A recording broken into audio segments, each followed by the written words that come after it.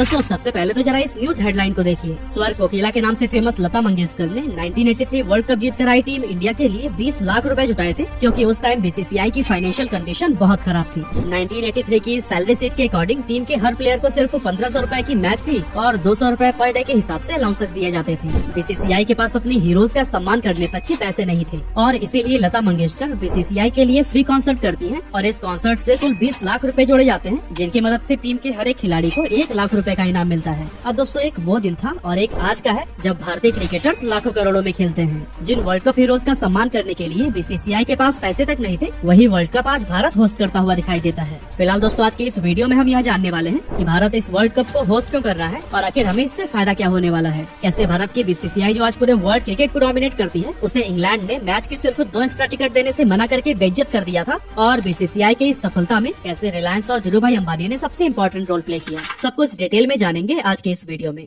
अब दोस्तों business today में पब्लिश इस आर्टिकल की माने तो 2023 के क्रिकेट वर्ल्ड कप से भारत की इकोनॉमी को $2.6 बिलियन यानी कि 22,000 करोड़ रुपए का बूस्ट मिलने वाला है। 15 अक्टूबर से 19 नवंबर 2023 के बीच चलने वाले इस टूर्नामेंट में 10 टीम्स पार्टिसिपेट कर रही हैं, जो कि भारत के 10 अलग अलग वेन्यूज पर 48 मैचेस खेलेंगी। और दोस्तों जिस देश में क्रिकेट को एक खेल नहीं बल्कि धर्म माना जाता है, वहाँ जब क्रिकेट का सबसे बड़ा टूर्नामेंट दस्तक देगा तो फिर ऑडियंस का जमावड़ा लगना तो स्वाभाविक सी बात है। फिर चाहे टीवी हो या फिर मोबाइल स्क्रीन, करोड़ों लोग हर बॉल को ही टकटकी लगाए देखते हैं। और दोस्तों जहाँ लोगों का अटेंशन, वहाँ ब्रांड्स तो ऑटोमेटिकली आ ही जाते हैं। वर्ल्ड कप के दौरान अगर कोई ब्रांड सिर्फ 1 सेकंड के भी ऐड लगाना चाहता है तो उसे 3 लाख रुपए तक खर्च करने होंगे, जो कि 2019 में हुए वर्ल्ड कप से 40% ज्यादा है। सिर्फ टीवी और स्पॉन्सर राइट से ही इस वर्ल्ड कप के दौरान करीब 12,000 करोड़ रुपए की कमाई हो जा रही है। बीसीसीआई अच्छे से जानती है कि वर्ल्ड कप के दौरान अपने फेवरेट सुपरस्टार्स को देखने के लिए मैदान पर भी ऑडियंस जमकर आने वाली है और इसी को ध्यान में रखते हुए ये अंदाजा लगाया गया है कि वर्ल्ड कप के दौरान करीब 2200 करोड़ रुपए तो सिर्फ टिकट सेल से ही आ जाएंगे। इसके अलावा जब दर्शक मैच देखने आएंगे तो फिर वो खाने पीने और मर्चेंडाइज खरीदने पर भी स्पेंड करेंगे ही, जो कि 400 से 700 करोड़ रुपए तक कमा कर दे सकते हैं। अब दोस्तों अगर आप घर बैठकर मैच देखने वाले हैं तो फिर मैच अकेले देखने में कहाँ ही मजा आता है। हम अक्सर अपनी फैमिली या फिर फ्रेंड्स के साथ क्रिकेट देखना पसंद करते हैं और इस दौरान अक्सर कुछ खाने पीने की चीजें तो जरूर लाई जाती है। और आजकल तो लोगों के पास स्विगी और जोमेटो के भी ऑप्शंस हैं, तो फिर ऐसे में ऑडियंस घर बैठे ही खाना ऑर्डर कर देते हैं। और दोस्तों इस दौरान हम जो भी खर्चा करते हैं वो कहीं ना कहीं भारत की इकोनॉमी को ही बूस्ट करता है।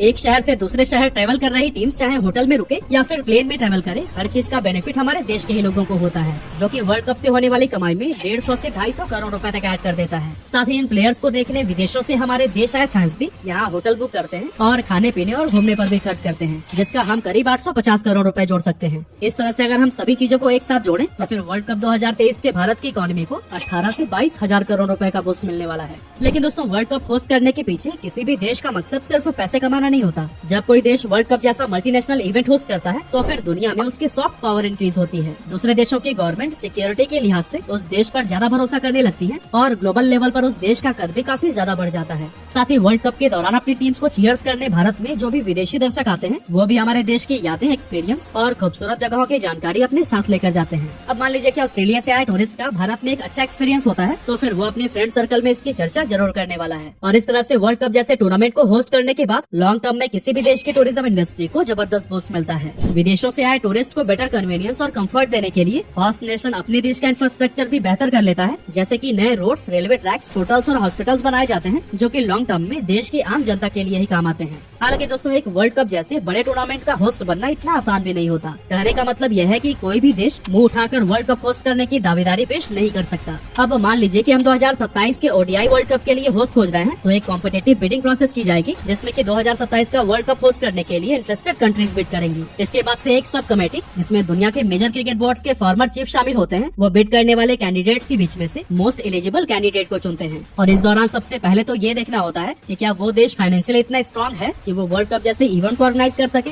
एग्जाम्पल के लिए अगर सिर्फ हम बांग्लादेश पर ये रिस्पॉन्सिबिलिटी डाल दें तो शायद इस देश की इकोनॉमी वर्ल्ड कप के खर्चे को बियर न कर सके। इसके अलावा देखने वाली बात ये भी होती है कि उस देश का इंफ्रास्ट्रक्चर इतना स्ट्रॉन्ग होना चाहिए कि वो न सिर्फ टीम्स के मैचेस को कंडक्ट करा पाए, बल्कि उन देशों से हजारों की संख्या में आए क्रिकेट फैंस के स्वागत में भी कोई कमी न छोड़े। हमारा पड़ोसी देश पाकिस्तान भी पिछले कई सालों से वर्ल्ड कप की मेजबानी हासिल करने की ट्राई कर रहा है, लेकिन वहाँ के सिक्योरिटी कंसर्न की वजह से वर्ल्ड कप की मेजबानी को पाकिस्तान से दूरी रखा गया है। Last but not the list, यहाँ ये भी ध्यान रखना होता है कि जिस देश में वर्ल्ड कप हो रहा है वहाँ पर्याप्त मात्रा में क्रिकेट फैंस भी जरूर होने चाहिए, क्योंकि क्योंकि अगर फैंस ही नहीं होंगे तो फिर मैच के दौरान स्टैंड्स भी खाली पड़े रहेंगे और क्रिकेट का रोमांच भी फीका नजर आएगा। वैसे आपको बता दूं कि साल 2027 में साउथ अफ्रीका, जिम्बाब्वे और नमीबिया मिलकर वर्ल्ड कप को होस्ट करने वाले हैं और 2031 में ये टूर्नामेंट एक बार फिर से भारत लौटेगा, जहां बांग्लादेश भी हमारे साथ मिलकर इसकी मेजबानी करेगा। इसके अलावा 2026 का T20 वर्ल्ड कप भी भारत और श्रीलंका मिलकर ही होस्ट करने वाले हैं। अब ये सब सुनने के बाद आप वर्ल्ड क्रिकेट में भारत और हमारे क्रिकेट बोर्ड BCCI के डोमिनेंस को तो अच्छी तरह से समझ चुके होंगे। चाहे IPL हो या फिर इंटरनेशनल क्रिकेट का खेल भारत में इस लेवल पर पॉपुलर है कि इंटरनेशनल क्रिकेट काउंसिल की टोटल अर्निंग का मेजर हिस्सा हमारे ही देश से आता है। और यही कारण है कि ICC यानी कि इंटरनेशनल क्रिकेट काउंसिल, जिसे एक समय इंग्लैंड और ऑस्ट्रेलिया डोमिनेट करते थे, उस पर आज पूरी तरह से BCCI का राज है। लेकिन क्रिकेट जगत पर भारत का ये डोमिनेंस हमेशा से ऐसा नहीं था, बल्कि आज से 40 साल पहले कंडीशन तो कुछ ऐसी थी कि 1983 के वर्ल्ड कप फाइनल में पहुंचने के बावजूद भी इंग्लैंड क्रिकेट बोर्ड ने BCCI को मैच के 2 एक्स्ट्रा टिकट देने से भी साफ मना कर दिया था।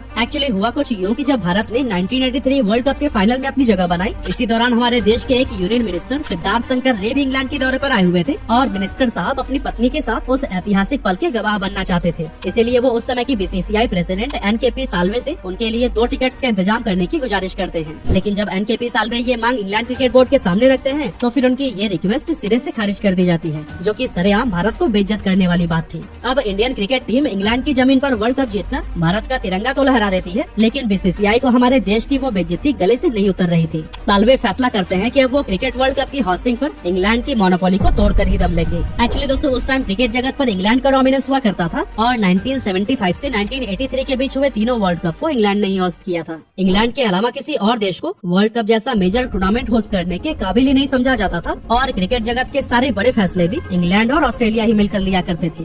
NKP साल्वे इंग्लैंड की इसी डोमिनेंस को ही चूर चूर करना चाहते थे, जिससे कि हर क्रिकेटिंग नेशन को वर्ल्ड कप होस्ट करने का मौका मिल सके। इसी सिलसिले में NKP Salve Pakistani cricket board के साथ मिलकर एक समझौता करते हैं और ICC में अपनी लॉबी बनाते हैं, जो कि वर्ल्ड कप को इंग्लैंड से बाहर कराना चाहती थी। ऑस्ट्रेलिया भी इस मामले में भारत और पाकिस्तान का सपोर्ट करती है और आखिरकार इंग्लैंड को भी सभी के सामने झुकना पड़ जाता है। हालांकि दोस्तों, क्रिकेट वर्ल्ड कप को होस्ट करने के लिए BCCI के सामने सबसे बड़ी प्रॉब्लम थी पैसों की। जिस क्रिकेट बोर्ड के पास वर्ल्ड कप जीत कर आए अपने चैंपियन प्लेयर्स का सम्मान करने तक के पैसे नहीं थे, वो वर्ल्ड कप को होस्ट करने का खर्चा कैसे उठा सकता था। लेकिन दोस्तों, NKP साल्वे ने हार नहीं मानी और कंगाल BCCI भारत में ये टूर्नामेंट कराने में कामयाब हो गया। लेकिन अब आप सोच रहे होंगे कि आखिर ये कैसे पॉसिबल हो सकता है। तो दोस्तों, यही सवाल लेकर ही NKP साल्वे उस टाइम की प्राइम मिनिस्टर इंदिरा गांधी के पास जाते हैं, जो कि धीरूभाई अंबानी के सामने इस वर्ल्ड कप का खर्चा उठाने की सिफारिश करती हैं। धीरूभाई भारत में वर्ल्ड कप होने के बाद से बहुत खुश हो जाते हैं और इसके लिए वो ब्लैंक चेक देने का वादा कर देते हैं। अब जब भारत के पास वर्ल्ड कप होस्ट करने के लिए पैसे आ चुके थे, तो फिर हमारे लिए भी रास्ता साफ नजर आ रहा था। इंग्लैंड इस फैसले के खिलाफ ICC में वोटिंग कराने की मांग करती है, लेकिन BCCI सारे क्रिकेट बोर्ड्स को अपने देश में वर्ल्ड कप का सपोर्ट करने के बदले में 5 गुना ज्यादा पैसे देने का वादा करती है। अब दोस्तों, आपको बता दूं कि जब दूसरे देश होस्ट कंट्री में वर्ल्ड कप खेलने आते हैं, तो फिर होस्ट कंट्री को ही वर्ल्ड कप में शामिल सभी क्रिकेट टीम्स को एक फिक्स्ड फी देनी होती है और इसके अलावा टीम्स के रहने, खाने और यात्रा करने का पूरा खर्चा भी होस्ट कंट्री को ही उठाना पड़ता है। 5 गुना ज्यादा पैसे के लालच में ज्यादातर देश भारत को सपोर्ट करते हैं और 1987 के वर्ल्ड कप के लिए भारत और पाकिस्तान को मेजबान के तौर पर चुन लिया जाता है। हालांकि दोस्तों, यहाँ BCCI की किस्मत एक और करवट खाती है और 31 अक्टूबर 1984 को प्राइम मिनिस्टर इंदिरा गांधी की गोली मारकर हत्या कर दी जाती है।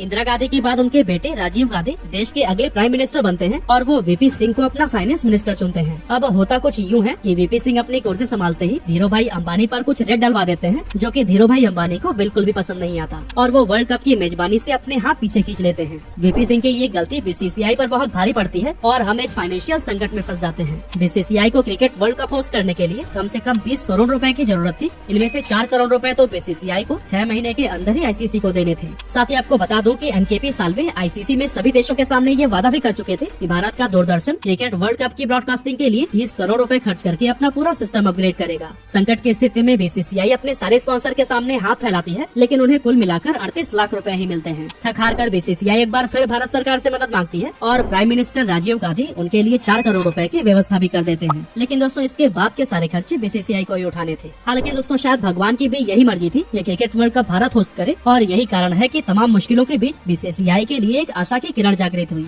राजीव गांधी और VP सिंह के बीच मतभेद सामने आए और VP सिंह को यूनियन कैबिनेट से बाहर का रास्ता दिखा दिया गया। अब वैसे तो देश की राजनीति के लिए ये उथल पुथल वाली स्थिति थी, पर BCCI को इसके बीच धीरूभाई अंबानी को मनाने का सुनहरा मौका मिल गया था। धीरूभाई अंबानी भी मान जाते हैं और BCCI के सामने पैसों की सारी दिक्कतें ही समाप्त हो जाती हैं। धीरूभाई अंबानी इस वर्ल्ड कप का नाम रिलायंस कप रखते हैं, जिससे कि उनकी कंपनी की पब्लिसिटी पूरी दुनिया में हो सके। अब दोस्तों, भारत ये वर्ल्ड कप तो नहीं जीत पाया, लेकिन 1983 के बाद BCCI ने वर्ल्ड क्रिकेट पर डोमिनेट करने के लिए जो कदम बढ़ाए थे वो आज अंगद के पैर की तरह स्थापित हो चुके हैं। एक समय कंगाल बीसीसीआई जिन स्पॉन्सर के सामने पैसों के लिए हाथ फैलाने को मजबूर थी, वही स्पॉन्सर आज बीसीसीआई ऑफिस के सामने लाइन में खड़े नजर आते हैं और आज क्रिकेट वर्ल्ड कप के दौरान 30 सेकंड का एड स्लॉट पाने के लिए भी मुंह मांगी कीमत देने को तैयार रहते हैं।